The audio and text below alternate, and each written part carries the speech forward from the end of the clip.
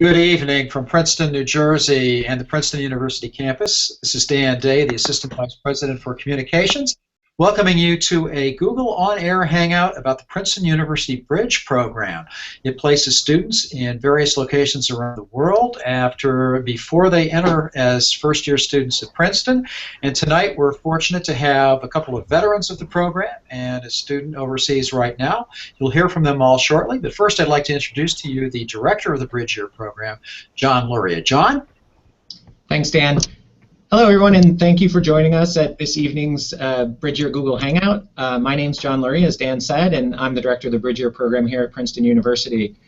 We're going to take about 45 minutes to answer any questions you might have about Princeton's Bridge Year program and the Bridge Year application process. I hope we'll have a chance to get to all of your questions. If we run out of time, you can always email the Bridge Year office at the email address you see in my name badge at the bottom of the screen. Please feel free to email any of the students participating in this Hangout directly as well, particularly if you have questions about the student experience at a specific program location. On that note, I'll turn things over to our panel of Bridge Year students, starting... John, if I may interrupt for just one moment, I neglected to tell our viewers that if you are a Google Plus user, you are able to ask questions of the panel by rolling your mouse over to the left side of the screen. Up will pop a little group of icons. Look for the blue or turquoise one that has the letters Q, ampersand, A on it, and you can click on that and submit a question to the group. We'll be happy to answer your questions through the evening. John, sorry for the interruption, and back to you. Great. Take it away, Omid. Yeah, sure. My name is Omid Abrishamchian. I'm a sophomore here at Princeton. I'm studying operations research and financial engineering. I did my Bridge Year 2 years ago. I'm a sophomore now. I did it in Senegal. And while I was in Senegal, I was working during my at my service placement in Tostan, which is an NGO headquartered in Dakar. And so, as everybody else did, I live with a homestay family. I worked for this NGO with their volunteer department. I got to work on some special projects. And yeah, I'm excited to be doing this tonight. Hi everyone, I'm Sammy. I was in India. I'm a sophomore now. I was working at a school in India called Nirman, and I was teaching English, science, and history. I really loved it there. And I was also learning sitar there as well. So nice to meet you all. Looking forward to your questions. Hi guys, I'm Yuri. I'm a sophomore also. I'm in the econ department here. I went to China and I worked at an anti-sex trafficking nonprofit while I was there and did like a variety of office work as well as on-ground work with women who are trafficked. And excited to do this. Hi everyone, my name is Caitlin. I am from San Antonio, Texas. I'm also a sophomore. I recently declared the Woodrow Wilson School, and I'm doing certificates in Portuguese and Latin American studies. I did Bridge Year in Brazil. I'm also a sophomore, so I also did it 2 years ago like Omid and Sammy and Yuri. And I had a couple different placements there. I taught English in a parochial school to children and adults, and I also assistant taught in a daycare. And yeah, I'm excited to answer all your questions. Bridge Year was the coolest thing I've done in my life, and I really encourage everyone who thinks they might be interested to apply. So. Hello, I'm Matthew Oakland. I'm from Elk Grove, California. That's right outside of Sacramento, for those who don't know. I am currently in Bridge Year Bolivia for the first year for the 2015-2016 program. I am at the service site, or we just left, at the service site Fundación Abril, which works on themes related around water. So we helped build water tanks in some rural communities, and I worked in a school where we had like a urban garden that we built with some of the kids there. So I'm ready to answer your questions and maybe give a perspective of someone who's still currently at the Bridge Year site. So it doesn't look like we have any questions yet. Feel free to ask whatever might be on your mind, but I'll just kick it off and ask Sammy if you might talk a little bit about your homestay and sort of that experience. What was it like in India? Yeah, I'd love to. My homestay was one of my favorite parts about being on Bridge Year in India. So I was living in the city of Varanasi, and I got to stay with the family for 6 months. At home here, I'm the oldest. I have a younger sister, but in Varanasi, I was the youngest, and my siblings were 20, 26, and 28 years old, and my eldest sister got married over there while I was there, and that was a crazy time. So living in the Homestay family, of course, is a lot to get used to, but it was so incredible. I really bonded with my older brother over music. Was how we first started like really talking, and I learned dance from them, and they were really into Bollywood. So that's a bit about it. I guess one of my other favorite things is I really bonded with my Homestay mom there, being around the house, and she was around the house a lot, and one of the kind of weird, crazy things that I really enjoyed over there was just washing dishes with her. Thanks, Sammy. Matt, would you like to tell us a little bit about your homestay experience in Bolivia and Tikipaya? Yeah, my homestay family, well, first off, was fantastic. It's one of the biggest parts of my personal experience. We actually just left 2 days ago, so we're still kind of reeling through the kind of experience of it, but it was just a fantastic process. And personally, and my family, I was placed with a kind of louder, rambunctious music family. My homestay brother Marcelo plays a classical guitar, and I play just like standard acoustic. So we were kind of trained, like trading different things, and we would do this thing where a lot of nights he would be like sacaremos algo, basically, which meant like from YouTube we were going to take a piece and try and like learn it on our guitars together. And you know, it's just like a very cool experience as you get going. At the start you're really confused and you don't know what to say, and you don't know, like, your language skills may not be all that great, but as you go along you build relationships with each person. You find out that if you sit after dinner, your homestay mom will talk to you, or your homestay abuelo, your grandfather, will tell you stories about his old little town that he used to live in that was a mining community, things like that. So I think the homestay experience is maybe something that doesn't come naturally at the start, but is one of the most, for especially everyone in my group currently, as we just have left, something that we'll definitely never forget and create some relationships that are really long lasting. Thanks, Matt. I think I'll take Lindsay's question first because she was the first person to ask something. Lindsay asked about how many students are selected for each country. So we have 5 Bridger program sites, and we have 7 placements at each location. So in total, 35 students will go on Bridger next year. Another question is from Alexia, and she asks, what does Bridger look for in applicants? You know, that's probably another question I can answer. You know, obviously it's a service-focused program, so students should have a sincere interest and desire to spend 9 months doing community service work overseas. Beyond that, you know, I think we look for candidates who have a sense of adventure, willing to go outside of their comfort zone. And in the end, though, we're building a cohort of 7 students at each site, so we're looking at various levels of experience and interest. Sometimes we have students with lots of language ability going to a program site combined with other students who have never studied the local language before.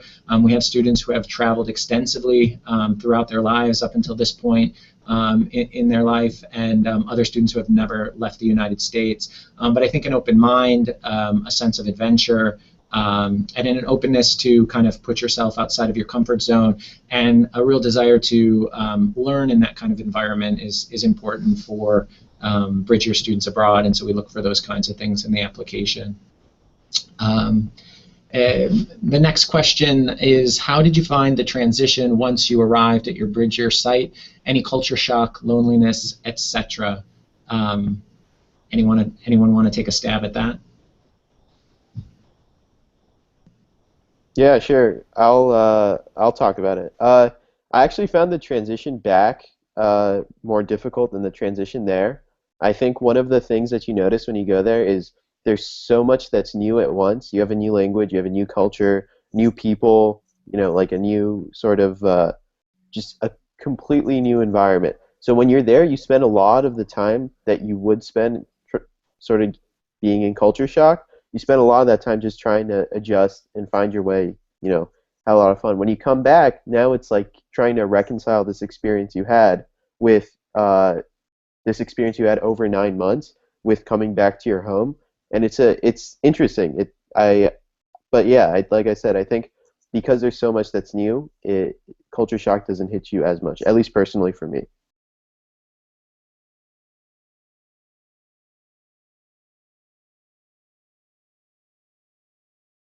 Matt, did you want to add something, or should we go on to the next question? Yeah, I could add something. I think for me, since still being here kind of gives you a little bit of like a different perspective, so I can't necessarily answer on what it will be like after I come back. I'll probably have like a little wider range. For me and for people in my group, I would say that for me, it was also kind of a similar experience. I didn't find that culture shock was really what hit me. It was more like just shock of like, oh, as soon as you kind of reach your homestay family and you get set up in your service site and you like reach the place where you're going to be living at, it's suddenly like, this is really like real. So for me, it was just like the shock, like, oh, I signed up for this, and now it suddenly seems like everything's actually getting set into place and everything moves really quickly after that. I know for other people, though, in my group, there was a form of culture shock, especially in the form of like missing your family or things like that. But as relationships form with your homestay families, or maybe more specifically with your work, or even just like relationships you make with just random people that you meet along the trip, those tend to kind of fall away, and so does the culture shock that may have come with it from not being with your family or from just being in a place that's just different entirely. Great, thanks, Matt. We'll take Brandon's question next. Do Bridger program participants still stay in contact or visit the families that they made friends with when they return to Princeton? Caitlin, do you want to take that one? Yeah, sure. So as I mentioned, I did Bridge Year in Brazil, in Salvador, which is in the northeast of Brazil, pretty far from cities most people have heard of, Rio de Janeiro and Sao Paulo. But this coming summer, I'm actually going to be going back to Brazil. I have an internship in Rio de Janeiro. And so I'm really excited to get to visit people who I haven't seen since Bridge Year. I'm hoping to take a weekend trip up and visit my host family again and see my friends who I made over the course of Bridge Year. But tons of people aren't able to go back to the country within a couple of years. But I think the majority of my friends who did Bridge Year definitely stay in touch to a degree.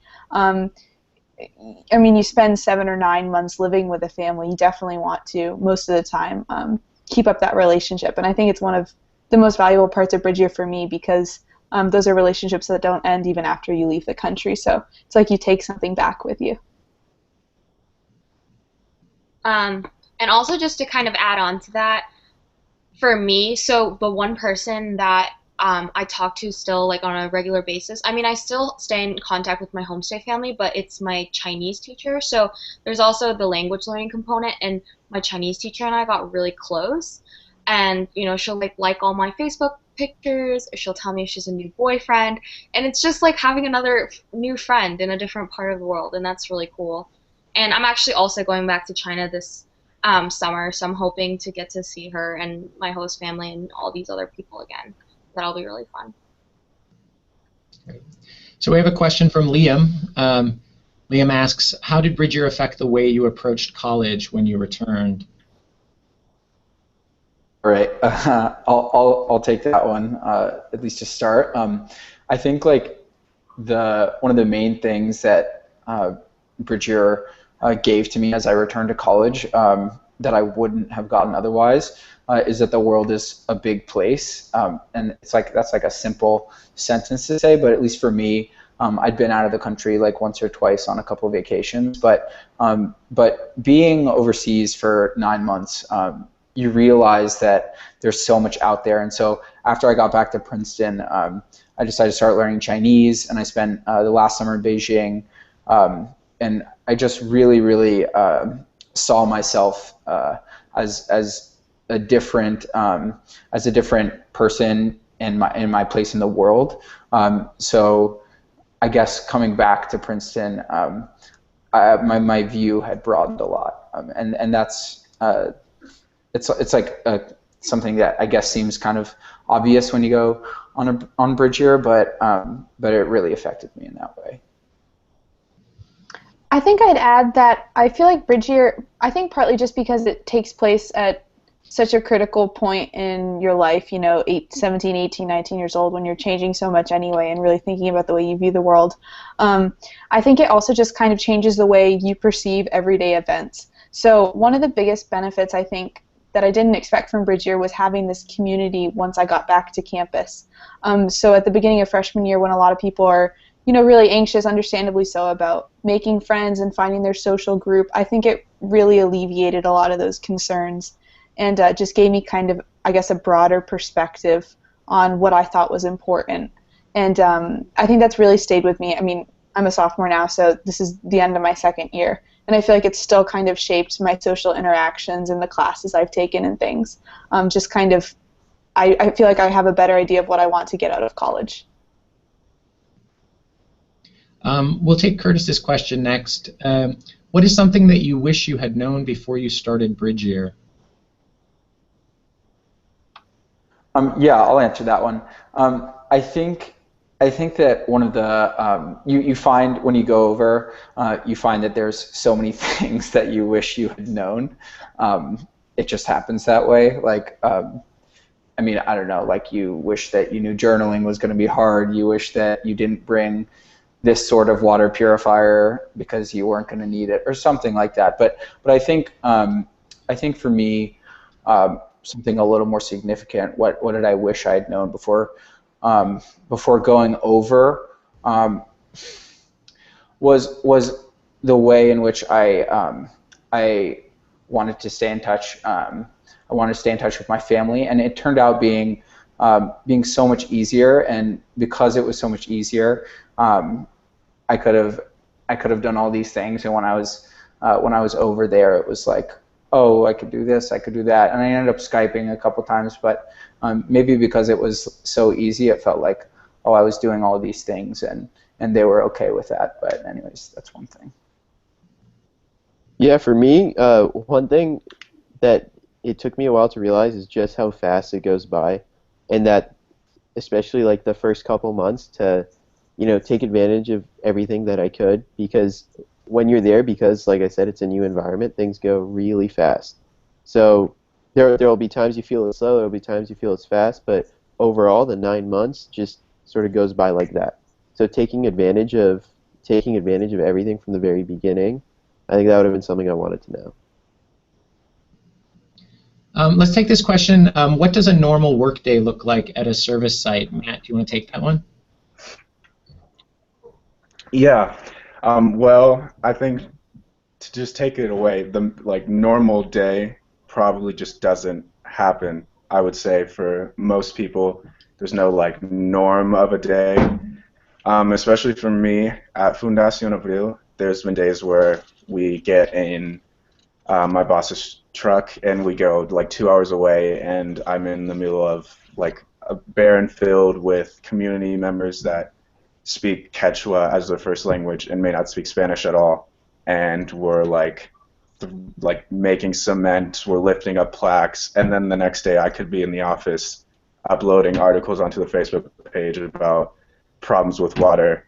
My actual themes had to be something related to water or something related to contamination on Facebook. And then another day, this is what I would often do, but it still wouldn't be my normal day, would be we would go to a school that was about every day. It took me about an hour to get there on this bus, which is really fun. If you come to Bolivia, you'll understand. They're called micros. Look out for them. And there would be a garden, and we take the kids down and we teach them about reforestación and deforestation and planting and how to watch a plant, and they would get pickaxes out that were made for little kids and things, and it's just really fun. But a normal day at a service site, I would say, isn't necessarily normal because you could be doing anything. I think what you should maybe prepare for is the fact that they could put you at whatever place you may be best able to provide help.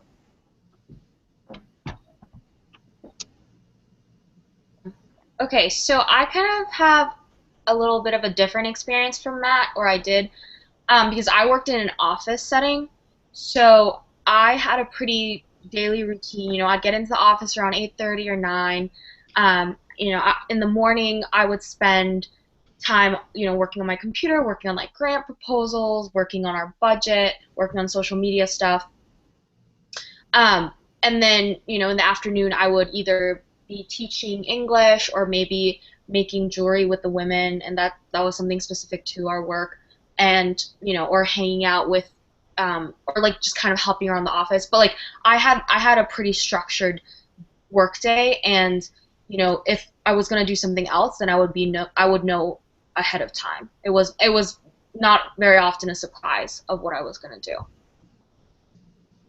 I'll also answer that from the India perspective. For me, the way my day was structured evolved with the program. So like when I first got to Varanasi, and this is the middle 6 months, but when I first got to Varanasi, like I wasn't learning sitar, and when that started happening, then I would also do that as well. But like I would go to school in the mornings, 9 a.m. And from there, it could really entail a lot of different things. At some points in the program, I was teaching English to 5th grade, and then I taught history to 9th grade throughout the whole thing. And then near the end of the program, I was teaching environmental science, also to 5th grade. But then, like, I would get there, and at the beginning of the day, I would maybe get a couple requests about like substituting for a class, and so every day was interesting because like sometimes I would end up with a full schedule of classes that I would have to prepare for pretty on the spot. So it could look like anything. I was biking around a lot of the time. I think like answering this question is so hard because it's answering like how life is over there in some ways, but I spent a lot of time with my homestay family too. So every day was different. It really could be what you want, and you have a lot of room to structure it too, the way you'd like, I would say. Now, I saw a couple of questions about safety, so I guess I'll just throw this out to the students and ask, how did you feel about the level of support you had with respect to health and safety issues? Or what was the health and safety environment like for you guys? Yeah, so off the top of my head, so I was in Senegal, we had two, I guess, safety issues. One of them was the water was cut out for a little bit. And so a lot of times what you see is that the biggest people who worry are your parents, and so the Bridge Year office deals with that. In terms of support for us, you have an instructor, you have a couple instructors in our case, one of them who lives there, and so you never really feel like your safety's at any risk. There's always, if you ever feel like it is, there's always people you can go to, your instructors. But yeah, it's again, a lot of the stuff is handled by the Bridge Year office in case anything serious happens. But other than that, you kind of take it as it goes. I think in the interest of being fully upfront, I might say that I do think it's a little bit different, I'm sure depending on the program site, but for female participants as well. Again, I mean, kind of to echo what Omi said, there's very few instances where you feel like, or at least where I felt, I don't want to speak for everyone, like there's a significant safety risk, but there are definitely a lot of discomforts that come with living in a different culture, especially in cultures that might have different gender norms, and so I think that it's not an insignificant concern, and it's a good question to have, but I do want to reiterate that I think the Bridge Year office does a phenomenal job of supporting students and making sure that safety is a top concern for the program organizations. Great. Somebody asked a question about, are you able to choose your service site, have a say in your placement? Do one of you guys want to talk about sort of how that whole process happens, how you end up getting placed in a service assignment? Yuri? Yeah, sure. So I actually had expressed interest in working with something to do with women very early on. Like in my application, in my interview, I like very repeatedly said I am really specifically interested in working in this particular area because I had in high school, so we had a senior thesis at my high school, but I wrote mine on sex trafficking in Asia, and so I really wanted to do work related to that, and so I was allowed basically the Bridger office and the program does a really good job of aligning you and matching you with your interests and skills. And because I showed a lot of interest, like there wasn't really a question of like me not being assigned to this particular NGO. Yeah, and I'll also take that one. So when we got to Varanasi, it was like a crazy 2 or 3 day turnover where we were meeting our homestay families, and then we're like, okay, what about the service thing? And that actually happened like, I guess 2 or 3 days in, we started touring the service sites and taking a look at which ones we might want to do. And the way that the instructors had come up with finding out which one we would want to do, we filled out. We wrote like 2 little short like why would we want to do this one and that one. So we had two options, and they paired us with those sites based on our interests, and there was some overlap, but it really worked out for everyone in the group. And I think that the way that they choose the service sites in the first place means that there's not going to be a service site that a student will really have a problem with over a long period of time. Some service sites are harder to adjust to than others, but that's not necessarily a bad thing. All of the service sites were really rewarding for the group that I was in. So we have another question. When you weren't working, what were some of your favorite free time activities? Omi, do you want to take that one? Yeah, sure. So you do have a good amount of free time, and so in my free time, one thing I like to do is play soccer on the beach, because we lived like 10 minutes away, or like 5 minutes away by walk from the beach, and there was always a soccer game going on. So I'd go with my host brothers, and we'd go and have fun for a couple hours and just play. Other than that, I like to explore the city a lot too. That was really fun. So yeah, there's one of the other kids on the trip. He picked up an instrument like Sammy did. So yeah, there's a lot of stuff you can do. Sorry to speak again so quickly, but the free time question is a really fun one, and it's really interesting. You're not going to be like working all day, so there are different things you can do to fill your time. And so like just a couple of them that I really enjoyed. One thing was I met a professor at the school I was working at, like a retired professor, and we started playing ping pong.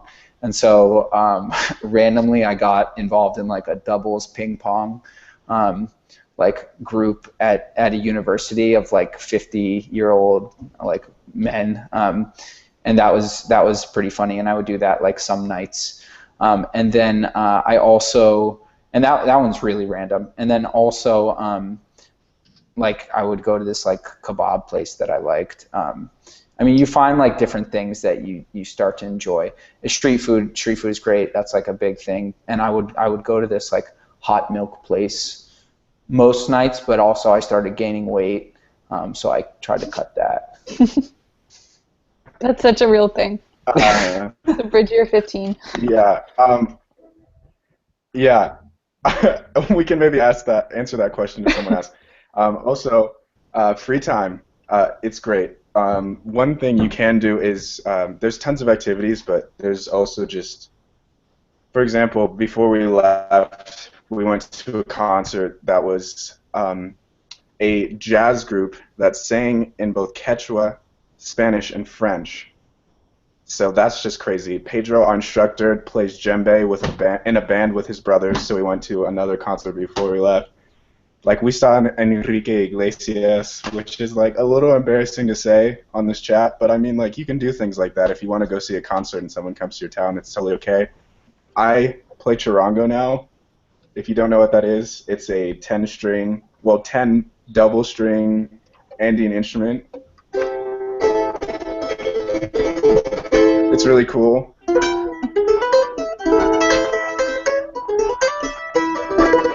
So you can just learn stuff like that, and then you can bring it home, and it's like totally cool, and you can take it with you whenever. I think some of the things you can do outside, in terms of like those extracurricular free times, are some of the things that a lot of us would say we can like kind of share with people back how to do.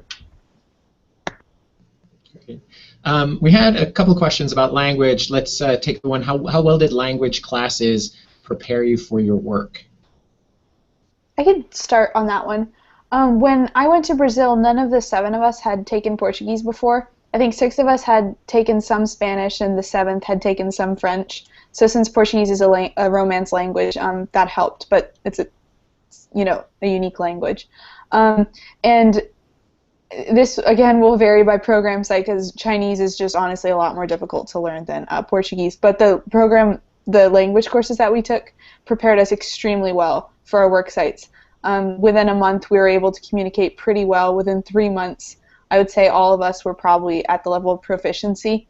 And by the end of bridge year, we were approaching fluency. So I definitely think the intensive language courses, which started off, 5 or even 6 days a week for us, and then kind of tapered down as our ability improved, and we just got busier doing, different activities outside of our service placements. I think that was one of the most valuable parts of bridge year for me because it's something I've been able to keep up back at Princeton. I've continued studying Portuguese, and it's just really important to be able to communicate with your host family and with your work sites.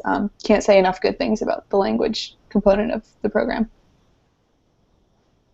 Yeah, and I'll add on to that. So I had to learn Chinese, which is pretty hard. And I knew none going in to China, and I think the language classes did an amazing job. So I was given one-on-one teaching by a college professor 5 times a week, or as many times as I wanted, which I chose 5 times a week. But and we went at my pace. We learned about the things that I wanted to learn about. Like, I don't think I could have learned any better or any faster than I did during my time there. And I still take Chinese here. Chinese here is a little more structured and difficult, but yeah, I definitely think that's pretty much what's carried me through the classes here too. So.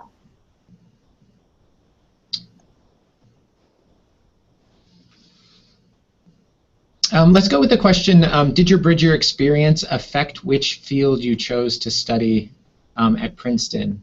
How about you, Omid? Do you want to answer that? Yeah, sure. So I applied to Princeton as a Woody Woo major, and then after going to Senegal, I got really interested in like development economics, and I read a lot about it.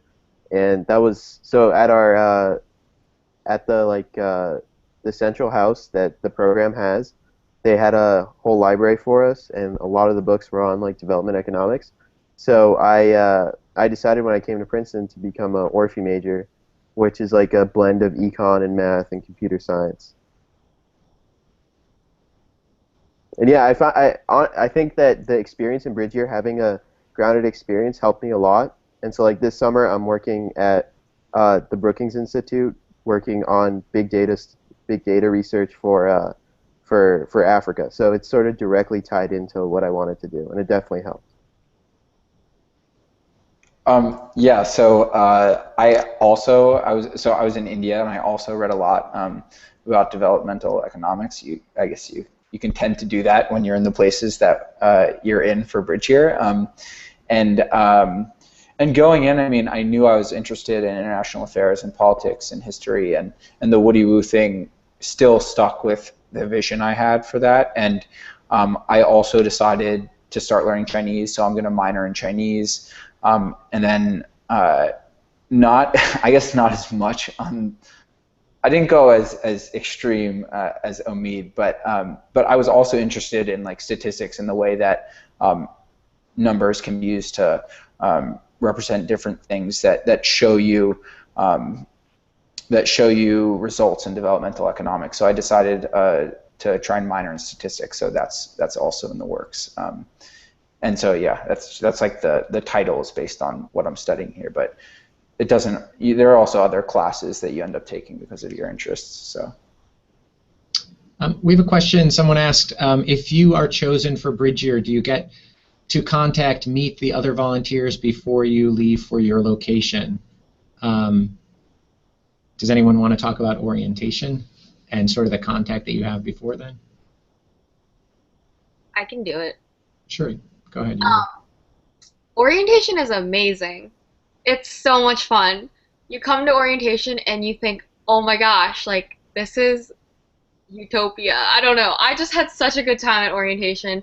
I met all the other people and thought, wow, like all these people are so thoughtful and considerate and interested in the same things I'm interested in. And you definitely keep in contact the entire time.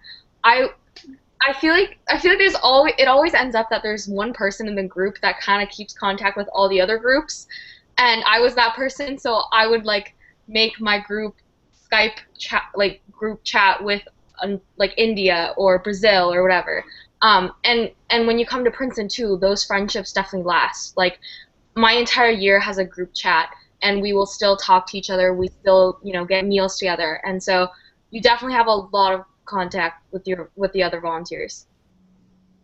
Yeah, orientation is a great bonding experience. I mean, you learn a lot, but I think bonding is the most important part of it. Yuri and I were actually roommates during orientation. Remember, Yuri? So, yeah. I definitely remember it. That was awesome. Yeah.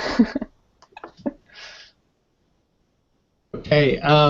Let's go back to the language question, another language question that was asked. Do you guys want us to talk about some specific challenges that were caused by the language barrier and how you overcame them? Yeah. In terms of language barrier, that's always a question that I think is in the back of everyone's mind when they come, whether you consider yourself fluent, a native speaker, varying all the way to like never spoken a word of the language. We have people here in my group who had never spoken Spanish before, had studied other languages, or just like didn't have Spanish programs. And I think what you find, no matter what your language is, no matter what your language skill is, that there is always a language barrier because there's just like little phrases and things that you just want to understand until you've kind of stepped into the country. I'd also just like to think language barriers, it seems like that's something that can become like a very big challenge, but you realize very quickly that in terms of family and work sites and things like that, you'll get comfortable with that silence. You'll find ways to talk to people. You'll find ways to communicate, like just like moving your hands, or like you'll just kind of create a new, what Asia in our group would say, like you have an energy with a person and they can kind of just like show you around and things. And your language just keeps getting better and better, and people are very willing to help. I found that no matter who it is in our group, as long as you kind of just are fine with speaking, no matter what your language skills are, and you're constantly practicing and you make that kind of like something that you're really adamant about doing, the language barrier thing is something that really becomes not so much of a worry as soon as you are actually in country.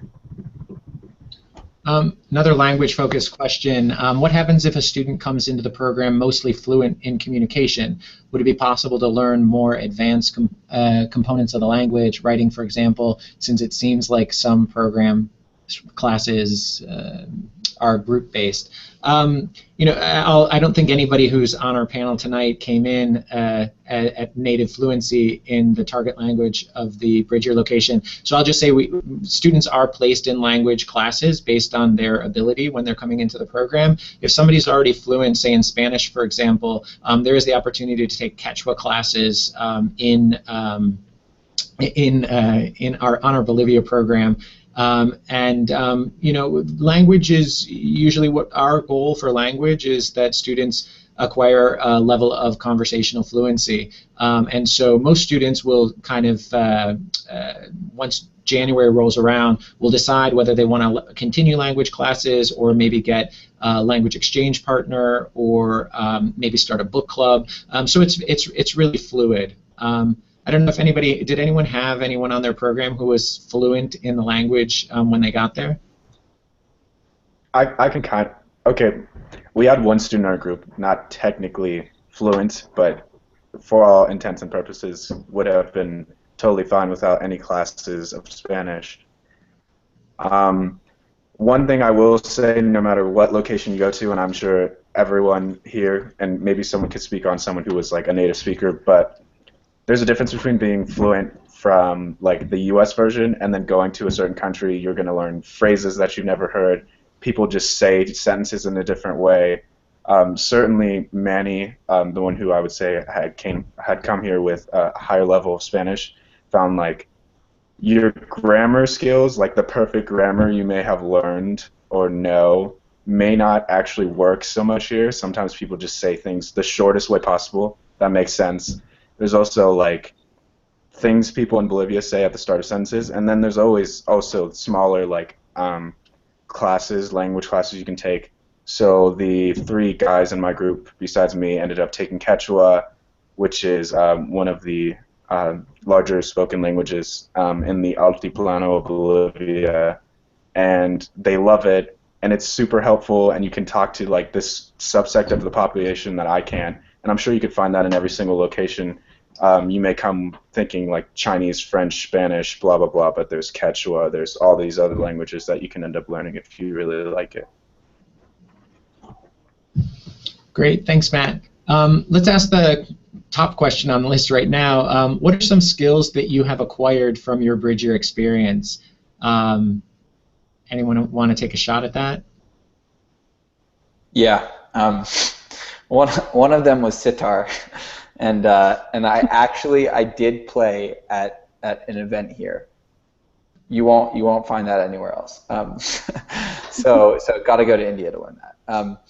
No, one of them, yeah, was sitar. Another of them, actually, people have experienced this to different degrees, but there's this wrestling site in Varanasi on one of the ghats, on Tulsi Ghat, and it's always recommended that you at least try it. And so I picked some stuff up, but actually there was a guy a couple years before me that ended up wrestling there every day and then walking on to the Princeton wrestling team, which is crazy that's actually possible, and so he did that. But yeah, lots of skills abound. I also, as I said, my ping pong skills sharpened, and I can even make some Indian food. Yeah, I'll add on to that. So I learned the ukulele, which isn't a Chinese instrument, but very, very popular and common instrument for people to play. So I learned that just in my free time with my friends. It was really fun because I went busking with a friend at one point, and I mean, we didn't earn any money, but it was still, the idea was fun. And I also learned how to make jewelry, which is like actually a kind of useful skill. You know, it's actually very like soothing to make jewelry. And I learned that just from working at the work site. Great. Thanks, Yuri. Omi, did you want to add anything? Yeah, sure. I think I also learned how to adapt really quickly and like be really flexible to a new environment. Like last summer, I got to go to Stockholm for the summer, and I felt like I was, while the culture wasn't as different as Senegal is to the U.S., I felt like I was able to adapt really quickly and sort of explore Stockholm really quickly with a lot of skills I learned. And just more broadly, I think I'm a lot more flexible now, and like I'm ready to. I'm a lot more spontaneous too. So I think it definitely changes you, makes it easier to try new things. Great. I think we have time for one more question. Let's go with what kind of impact do you feel you were able to make in your site? Caitlin, do you want to take that one? Sure. I mentioned that I taught English in a parochial school. So at that school, it was 3 classes a week for the first half of the year and then 2 classes a week for the second half. And our youngest student, I team taught with another Bridger participant. Our youngest student was 7 years old, and our oldest was in her 70s. So it was definitely a very wide age range, which was definitely challenging. But that was one of my favorite aspects of Bridger, teaching that English class, because everybody there, from the youngest to the oldest, came with a really strong desire to learn English, to improve on their abilities, and a lot of them for the older women, it was mostly for kind of like personal edification, and for the younger people, it was mostly for like job prospects. And I felt like making personal relationships with them, and feeling like I was getting so much out of speaking to them every day and learning how to, teach English as a second language, and having them give me constant feedback about how this was actually helping them, get a second interview at a hotel where English is, a really important skill for employees, or things like that. That was so valuable to me, to be working, face to face with that kind of direct service component. Okay, so I'll speak next. Something cool that I can say is, like 3 or 4 days ago, one of my students messaged me on Facebook saying, "Oh, like, we miss you," that kind of thing. Like, and I was like, "Oh, like, how's the learning going?" I was his history teacher, and so you form these bonds, and thankfully, we live in a world where we can sustain those at a long distance. So there's that, and definitely working at a service site where I was teaching added to the fact that I had a lot of time to really impact young people who just end up looking up to you a little bit more when you're in that position. So I've had contact with them still, but it's also not maybe so much of a question. You impact these people's lives by teaching them material like history and science, but really something that has stayed with me most after I've left is the fact that I've really gotten to know some really cool people. So Yeah, I guess I'll talk about it a bit more broadly. I think one of the things I was really happy about with Bridgeyear is that a lot of the discussions we had was what service really means, and what it means to have an impact, and what a sustainable impact is. Sort of like all these complicated questions, and then day to day you got to go live it out and see, am I making an impact? Am I contributing positively to my community? So I think from that perspective, it was really cool to practice it and talk about it. I can go next. So just kind of adding to the service thing, a lot of Caitlin and Sammy talked about, kind of a personal connection. I was going to say that the grant proposals I wrote also got us a lot of money, so we could do more stuff. And that was definitely impactful for my NGO. And in terms of general impact, I think Bridger has really shaped the way that I view the world now. And that sounds really big and grand, but like kind of what Sammy was saying at the beginning, it really gives you a perspective about how big the world is and how small you are in comparison. And I think it's just such a healthy and open-minded way to go about daily life. Yeah, and just to add on to that, the thing with impact is it's always a difficult question, especially being here with Dragons and kind of just the programs that are run through Bridgeyear. There will just be like pedagogy and like impact, and these words thrown around, and they are kind of grandiose. But at the end of the day, it is what Omid was saying, that the more you talk about impact and the more you like kind of read these books, like Sammy was saying, and all these things, the impact you kind of make in your service site is something that's not only like a question of what type of work you're doing, but also just like a question of what you believe your impact was. So for some of us, for me specifically, I put my hands in the dirt. Like, I'm building water tanks in rural communities. Like, after the water tank is done, like, we do like a ceremony with the community. They use the water tank, and you can see like tangible results. So I can say like I impacted this community. I was working with my hands.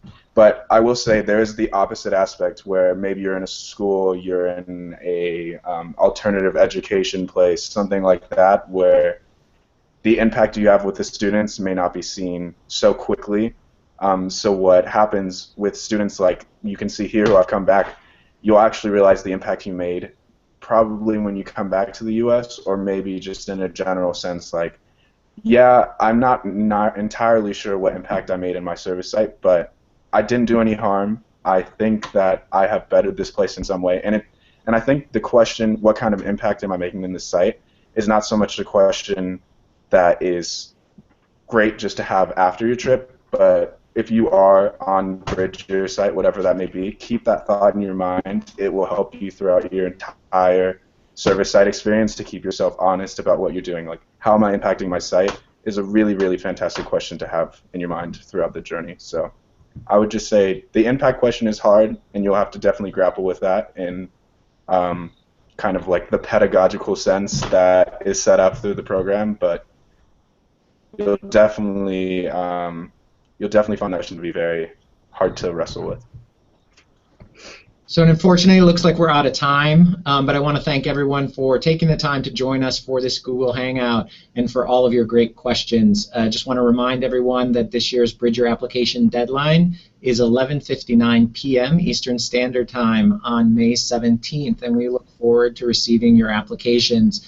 If you have questions, please check our website, byp.princeton.edu, and please do not hesitate to contact any of us by email. Again, our email addresses are in the name badges at the bottom of our screens.